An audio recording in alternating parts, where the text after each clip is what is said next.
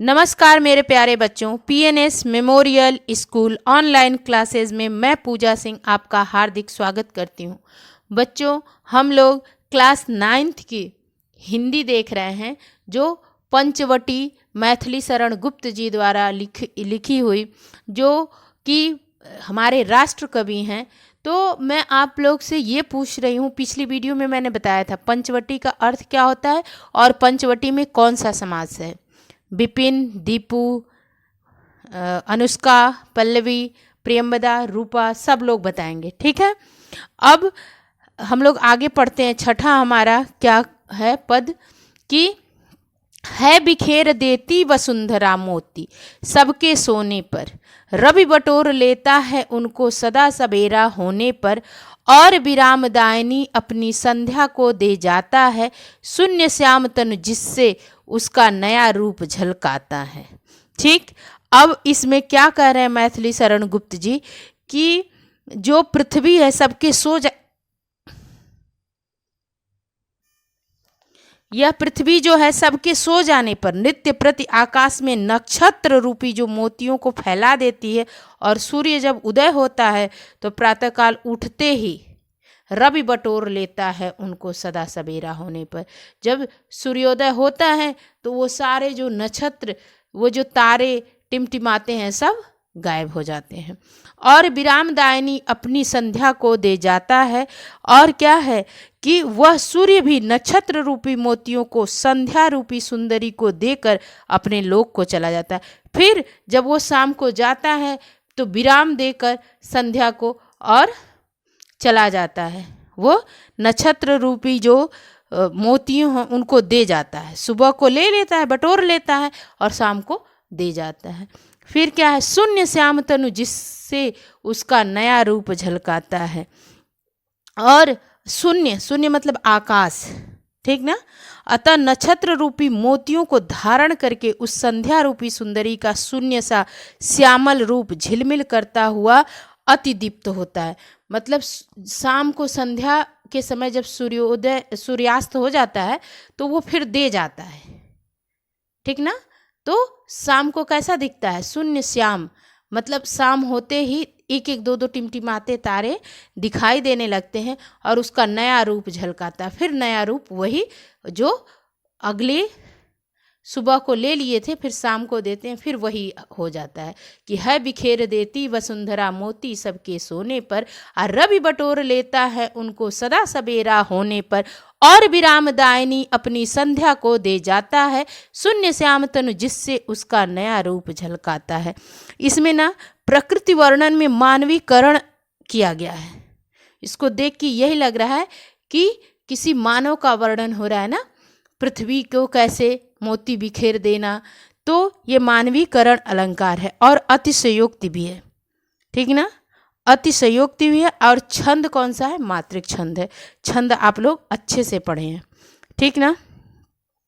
तो इस समय पंचवटी में निवास करते हुए लक्ष्मण जी एक पर्णकुटी में सीता की रक्षा करते हुए रात की प्राकृतिक शोभा का वर्णन कौन किया है, राष्ट्रकवि मैथिली शरण गुप्त जी।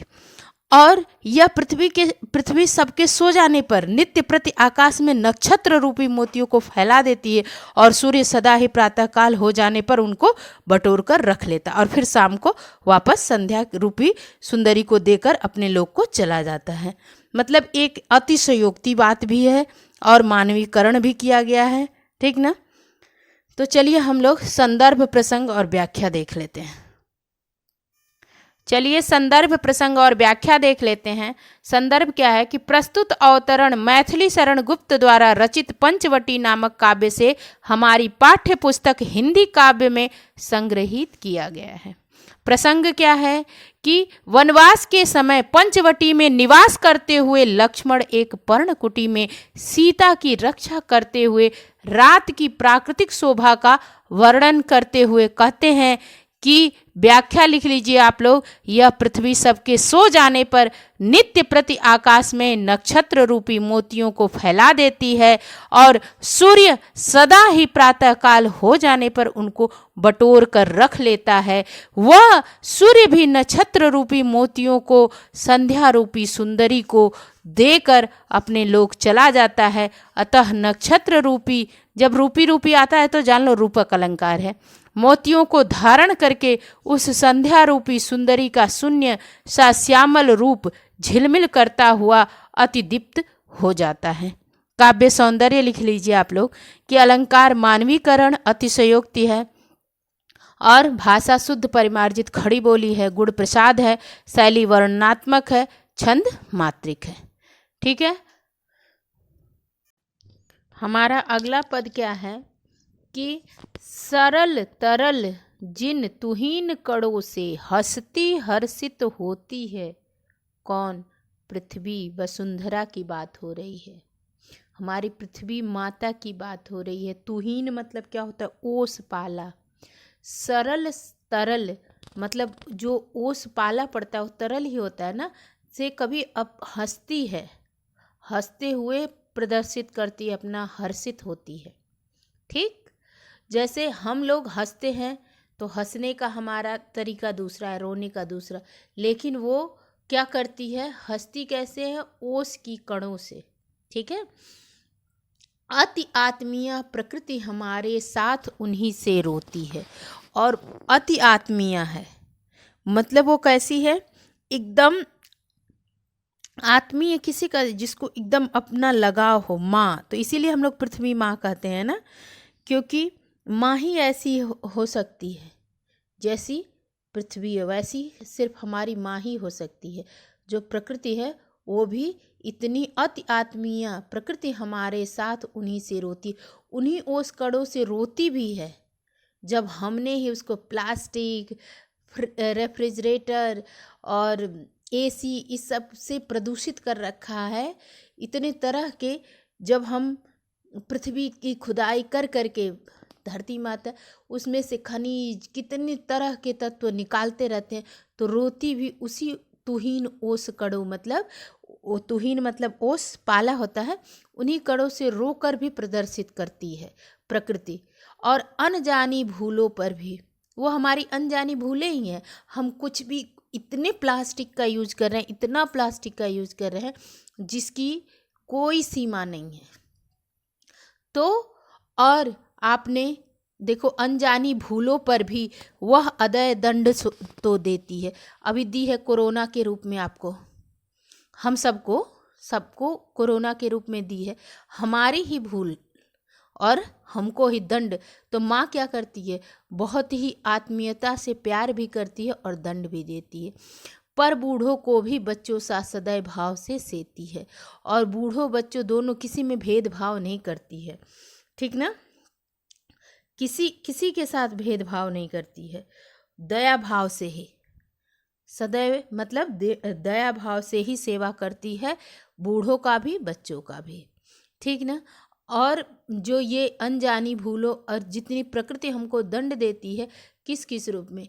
कभी भी भूकंप आ जा रहा है, कभी आप देखो उत्तराखंड में, सबसे ज़्यादा उत्तराखंड में इतना ज़्यादा खनिज था, तो ये सब और रोड बनाने में इस सब में इतने तरह के खुदाई कर डाले कि सब लोग को केदारनाथ, वो उस सब जगह प्रकृति ने बहुत ही अपना तांडव मचाया, जो कि किसकी गलती थी? हम ही लोग की गलती थी।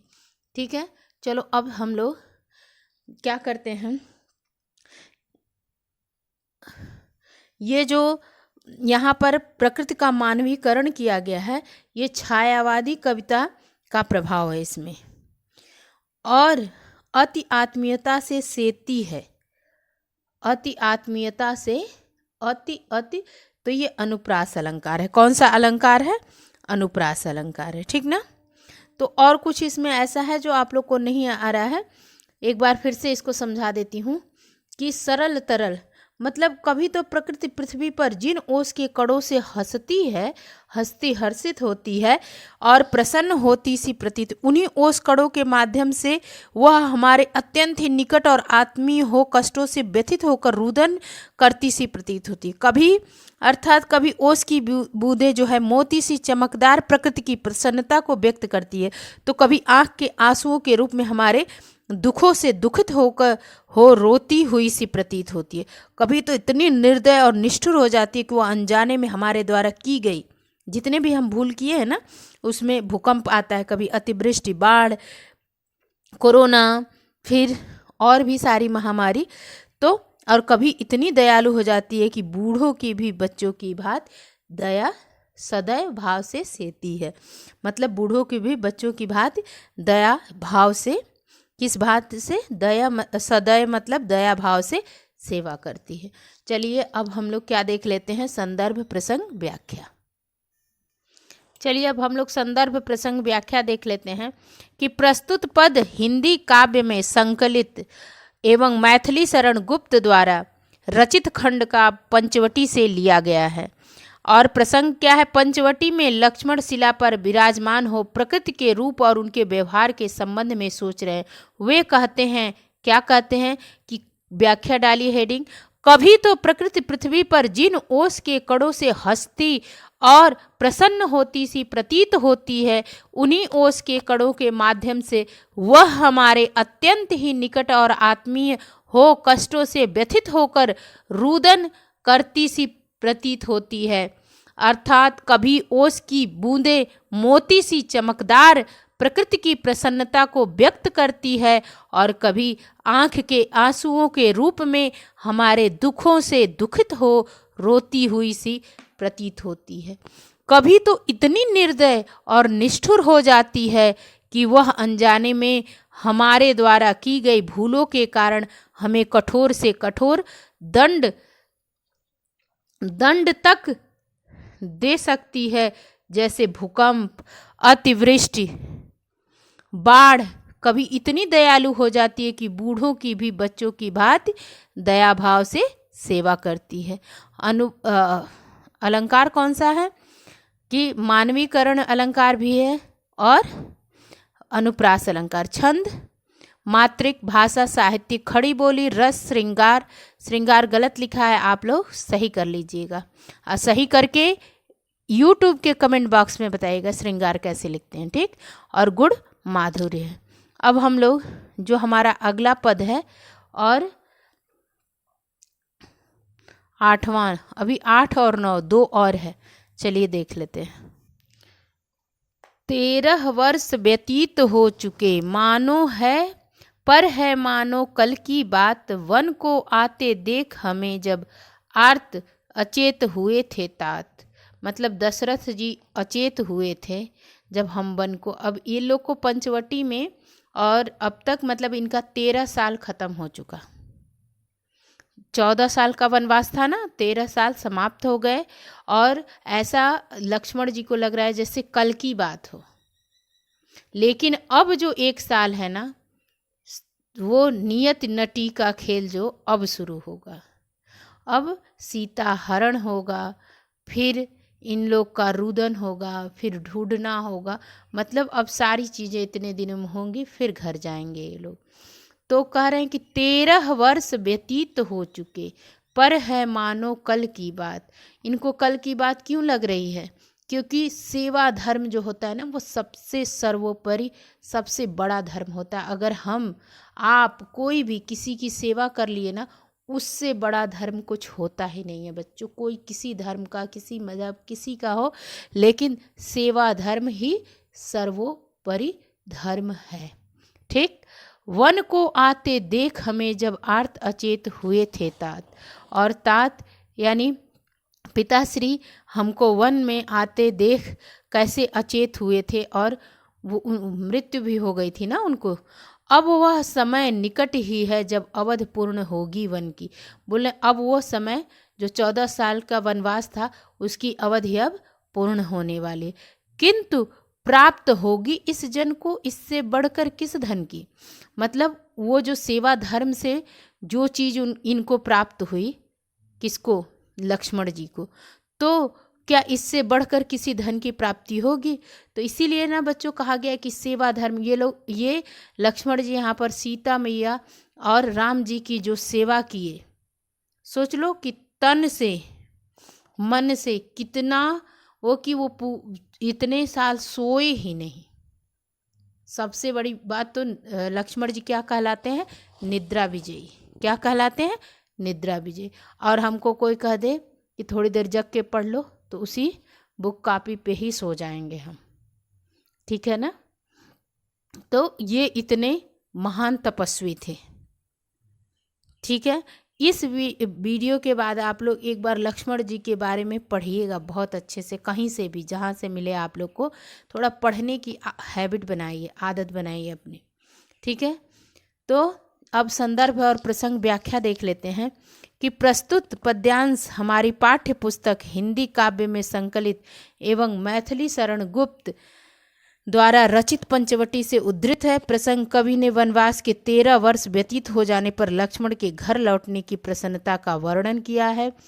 और व्याख्या है, वनवास के समय यद्यपि 13 वर्ष व्यतीत हो चुके थे, परंतु संपूर्ण बात कल की बात की तरह हृदय पटल पर अंकित है। जबकि पिताजी हमको वन में आते देख दुख से अचेत हो गए थे। वनवास की अवधि समाप्ति के निकट है, परंतु मुझे इस वनवास से बढ़कर और किस धन की प्राप्ति हो सकती है। सबसे ज़्यादा सौभाग्यशाली लक्ष्मण जी ही अपने को मानते हैं कि मुझे सेवा करने का अवसर मिला। और काव्य सौंदर्य का क्या है? भाषा साहित्यिक खड़ी बोली है, रस शांत है, गुण क्या है? प्रसाद, और छंद मात्रिक छंद है ये, और अलंकार उत्प्रेक्षा और रूपक, ठीक है। रूपी करके आया है ना, तो रूपक अलंकार, और आपका उत्प्रेक्षा है, ठीक। उत्प्रेक्षा कैसे पता चलता है? उत्प्रेक्षा कैसे पता चलता है? लगभग सारे वीडियो में मैंने बता दिया है। अब आगे हम लोग चलते हैं कि अगला हमारा क्या है, 9वां और पद का आखिरी। और आर्य को राज्य भार तो वे प्रजार्थ ही धारेंगे, व्यस्त रहेंगे हम सबको भी मानो विवश विसारेंगे। कर विचार लोकोपकार का, हमें न इससे होगा शोक, पर अपना हित आप नहीं क्या कर सकता है यह नरलोक। मतलब आर्य श्री रामचंद्र जी को कह रहे हैं लक्ष्मण जी कि आर्य जो हैं रामचंद्र जी, वो राज्य का भार तो अब जाके राजा बन जाएंगे ना। वो 14 साल बाद जब जाएंगे तो इनका राज्याभिषेक होगा, तो प्रजा के लिए ही वो अपने कर्तव्य का निर्वहन करने के लिए ही राज सिंहासन पर बैठेंगे, प्रजा के सुख के लिए धारण करेंगे, मतलब राजा बनेंगे, व्यस्त रहेंगे। अब वो इतने व्यस्त हो जाएंगे, जब राजा हो जाएंगे तो इतने व्यस्त हो जाएंगे, हम सबको भी मानो विवश विसारेंगे, मतलब भूल जाएंगे। विसारना मतलब भूल जाएंगे। इसी का डर है उनको कि 13 साल तो वो बहुत ही आराम से रामचंद्र जी की सेवा किए, और रामचंद्र जी भी इनके पास थे हर पल, ठीक। तो कर विचार लोकोपकार मतलब लोगों का, संसार के लोगों का भलाई करने के लिए। तो इसमें हमको शोक नहीं है, क्योंकि वो लोगों का उपकार ही करने के लिए राजा बन रहे हैं।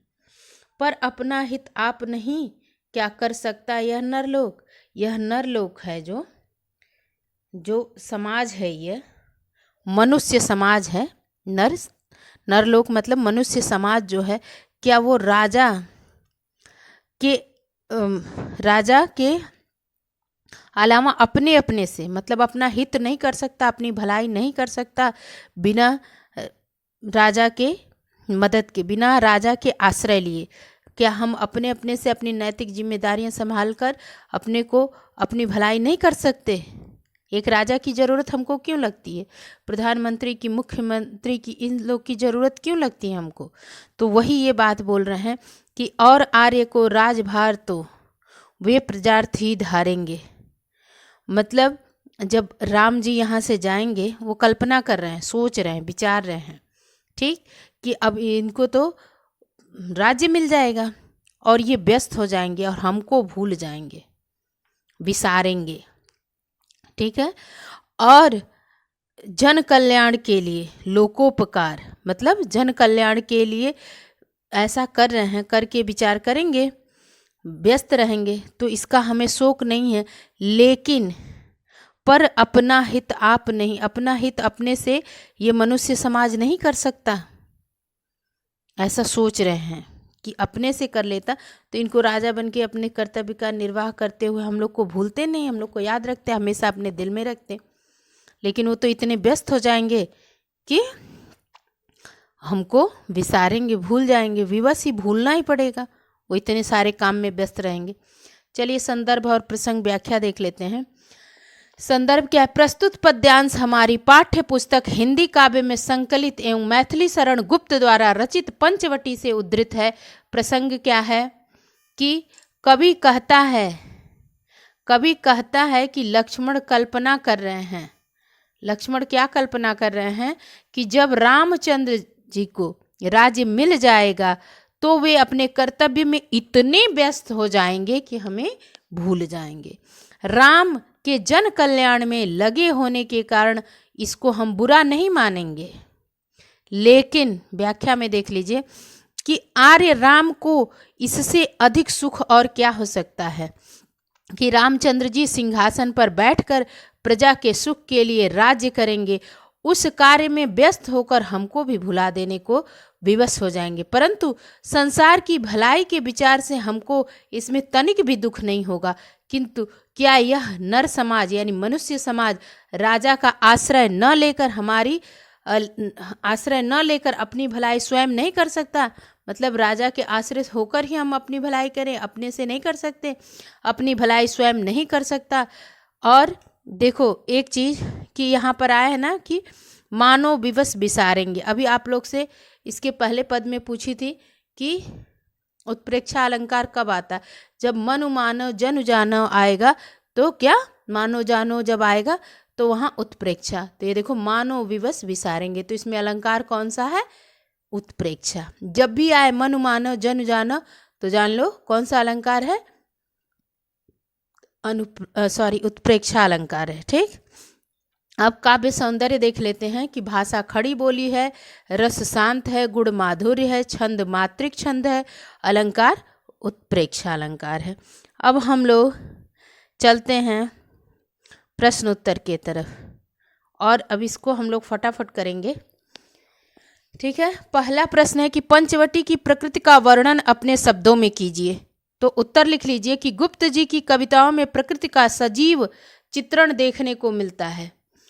उन्होंने प्रकृति के मोहक चित्र अपने काव्य में प्रस्तुत किए हैं। पंचवटी में तो प्रकृति चित्रण साकार हो उठा है। वे चांदनी रात का वर्णन करते हुए कहते हैं कि चारु चंद्र की चंचल किरणें खेल रही हैं जलथल में, स्वच्छ चांदनी बिछी हुई है अवनी और अंबर तल में, पृथ्वी पर निकली हरी घास की नोकें हिल रही हैं, मानो पृथ्वी उन्हीं के द्वारा अपनी प्रसन्नता को प्रकट कर रही है। रात्रि के समय चारों ओर चांदनी छिटकी हुई है, वातावरण शांत है।